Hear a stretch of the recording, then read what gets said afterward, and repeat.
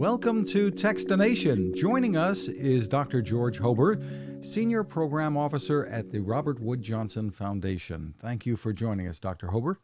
Oh, thanks for having me. Well, you're working on a program that's called Places, created in partnership with the CDC. Tell us what it's all about. Sure, happy to tell you about Places. Places is a database developed by the CDC, and it could be accessed through a website, and it provides local data on health outcomes, such as how many people in your area have diabetes. Also provides data on health behaviors and even unhealthy behaviors like binge drinking, and also prevention measures, such as the percentage of people who actually follow through and with their annual checkup with their doctor. And we're really excited about Places because its innovation is that it can provide data at the city level, the town level, for whole counties and zip codes.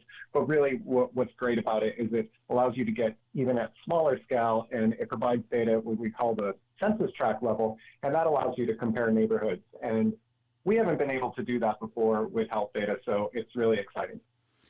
What's the value of it to just everyday citizens in addition to the medical community?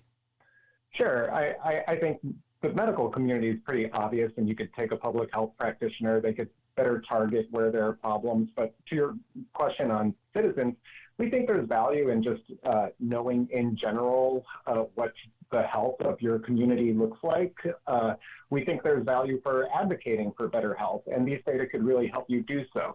So, for example, we know that health conditions overlap with social conditions. For example, housing is a primary driver of health outcomes. So you could look at health outcomes in a real fine-grained way with these data. Like I said, you could isolate how you perform at the neighborhood level. And then if you have local data, other local data on something like housing conditions, you could see how those associate. And to the extent that there is an association, that allows community members to advocate for better housing policies to improve the conditions of their neighborhoods in order to improve health.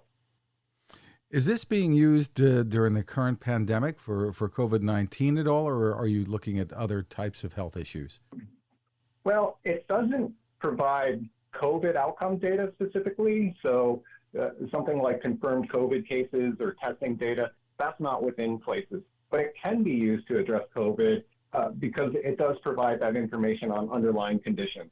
So we know there are things such as cardiovascular disease and obesity that really complicate COVID cases. And Places could look at that measure, it could look at the local level, and it could identify where there are really high prevalence of cardiovascular disease. And this is important for a public health practitioner because they could better target those areas.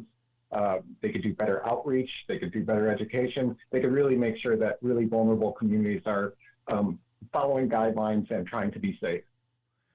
You're looking at not only health problems, but preventing where populations are better at preventing these health problems. Tell me about it.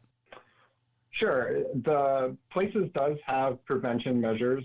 So you don't only get a snapshot of what health conditions look like, but you do get those measures like whether or not people are going to their annual checkup. You are getting measures such as, are you getting a dental visit? Are you following your blood pressure medication? What about cholesterol screening? Are you getting that? So it does communicate preventative measures. In doing so, I think there's value to that to healthcare practitioners. They can know their communities better, and they can know how to be more assertive in promoting prevention efforts.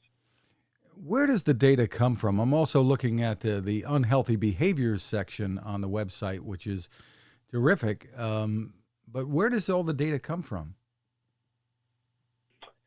The health data come from a survey that is administered by the CDC that's called the Behavioral Risk Factor Surveillance System. And those data are collected every 3 years, I believe, and updated. So there's a little lag on the data, but that's very common for governmental data sources. And that's the primary source for the health data. There are some other sources of data that get at population characteristics, and those are taken from the census. Very interesting. So where can people go to learn more and maybe even take a look at this?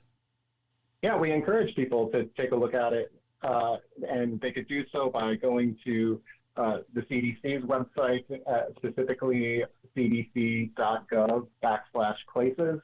And if people are really interested in the actions you could take in response to patterns you see in data, we also encourage people to check out our organization's website at rwjf.org/data, and you could get info there on how do you respond to data like this. And you also get an introduction to other data resources. Terrific. Again, cdc.gov/places for more information. Yeah. Dr. George Hobor, thank you for taking the time with us. Thanks for having me. I appreciate it. Now this. It takes a lot of listening to build a better radio, and that's just what the folks at C. Crane have done. Bob Crane and his crew, nestled among the rivers and tallest trees in the world in Fortuna, California, have made a habit of listening to their customers.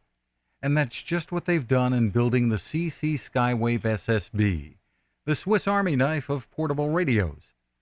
For everyday listening to AM or FM in the yard or patio or on the nightstand without having to drain a mobile phone battery, it's a great companion. But it is also a companion equipped for NOAA weather information and alerts that can be life-saving. You can listen to FEMA and Coast Guard transmissions too. Beyond all of that, you can tune into shortwave signals from around the world.